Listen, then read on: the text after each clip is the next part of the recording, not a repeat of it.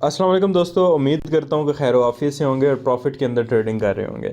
अच्छा दोस्तों, हम बात करेंगे अब आज जो है वो टाइम फ्रेम्स के हवाले से कि टाइम फ्रेम्स क्या होते हैं और चार्ट के अंदर टाइम फ्रेम्स का ऑप्शन कहाँ पे होता है। सबसे पहले मैं आपके सामने यहाँ पे चार्ट ओपन कर लूँगा AUD CAD का या किसी भी पेयर का आप चार्ट ओपन करेंगे तो टॉप ऑफ द चार्ट बिल्कुल टॉप के ऊपर आपके पास एक ऑप्शन होगा यहाँ पे टाइम फ्रेम का। यहाँ पे मैं एरो लगा के आपको बता देता हूँ। ये देखें जहाँ पे लिखा हुआ है 30M। जैसे मैं इस 30M पे क्लिक करूँगा तो यहाँ पे मुख्तलिफ़ किस्म के टाइम फ्रेम्स आ रहे हैं। यहाँ पे 1 मिनट का आ रहा है, 5 मिनट का आ रहा है, 15 मिनट का आ रहा है, 30 मिनट का आ रहा है, H1 का, H4 का, 1 डे का, 1 वीक का और 1 मंथ का। टोटल ये तकरीबन 4, 6 और तकरीबन 9 टाइम फ्रेम्स जो हैं वो मेरे पास आ रहे हैं। अब ये 30 मिनट का टाइम फ्रेम अभी सिलेक्टेड है जो ऑलरेडी मेरे पास चार्ट में लगा हुआ है। आपके पास शायद 1 आवर का हो या आपके पास शायद M1 का हो, ये आपकी मर्ज़ी है। इसका क्या मतलब है, इसका मीनिंग क्या है, ये क्या चीज़ है, ये क्या ट्रेड इस टाइम लिमिट के लिए लगती है या इसका कुछ और मतलब है। अच्छा बच्चों, जो प्राइस है ना, प्राइस अब टाइम फ्रेम्स कोई भी टाइम फ्रेम आप चेंज करोगे मार्केट की जो प्राइस है वो सेम रहती है। ठीक है, प्राइस से रिलेटेड ये चीज़ नहीं है, ये टाइम फ्रेम रिलेटेड है कैंडल से। लाइक अगर आप कोई चीज़ जूम इन करते हो तो आपको ज़रा बारीकी से चीज़ों को नज़र आता है और जूम आउट करोगे तो आपको बारीकी से चीज़ों को नज़र नहीं आएगा, बल्कि ऊपर से आप चीज़ों का डाटा देखोगे। इसी तरह अगर आप टाइम फ्रेम्स में M1 ओपन करते हो तो M1 का मतलब ये है कि आपकी जो कैंडल है ये हर मिनट बाद एक नई कैंडल बन रही है। ये देख रहे हैं, ये आपको ग्रीन कलर की एक कैंडल मूव करती हुई नज़र आ रही है।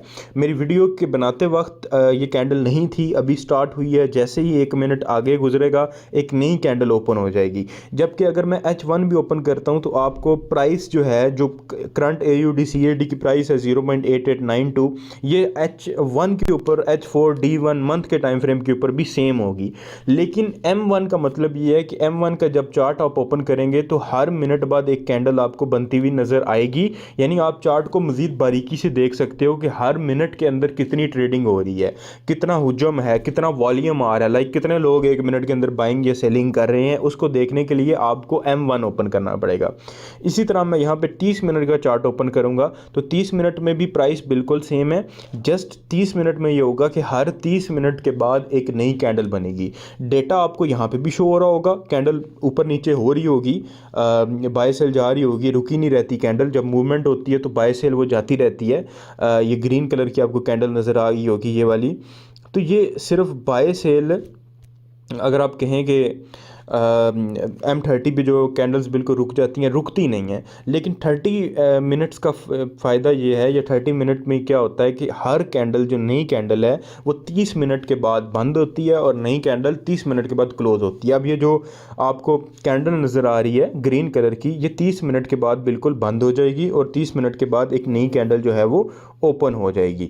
ठीक है, इसी तरह मैं यहाँ पे H1 का ओपन करूँगा तो H1 में क्या होगा कि हर घंटे के बाद एक कैंडल जो है वो बनेगी। इसका आप अंदाज़ा इससे लगा लें कि आप चार्ट को या किसी भी चीज़ को जूम इन करेंगे तो बारीकी से चीज़ नज़र आएगी, जूम आउट करेंगे तो वो थोड़ी दूर से नज़र आएगी, लेकिन वो चीज़ तो सेम ही होगी। लाइक आप किसी पेपर को भी, अब ये देखें, आपके देखते देखते एक कैंडल नई बनी है। ठीक है, इसी वीडियो के दौरान एक नई कैंडल आपके सामने बनी है, क्योंकि टाइम ऑलमोस्ट 9 होने वाला है, शायद मेरा 1 मिनट जो है वो पीछे है।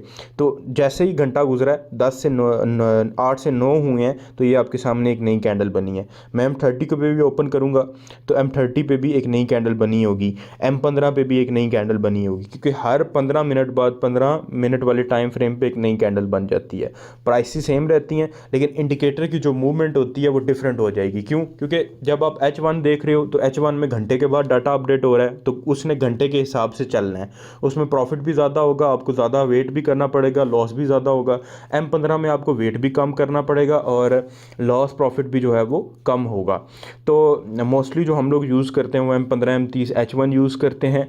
और जो छोटा टाइम फ्रेम होता है वो ज़रा ज़्यादा जूम इन होता है, उसमें प्राइसेस बहुत ज़्यादा जल्दी मूव करती हैं, सॉरी कैंडल बहुत ज़्यादा जल्दी मूव करती है, और कैंडल की मूवमेंट की वजह से जो इंडिकेटर होता है वो भी जल्दी मूव करता है, तो हम एंट्री लेने में परेशानी होती है।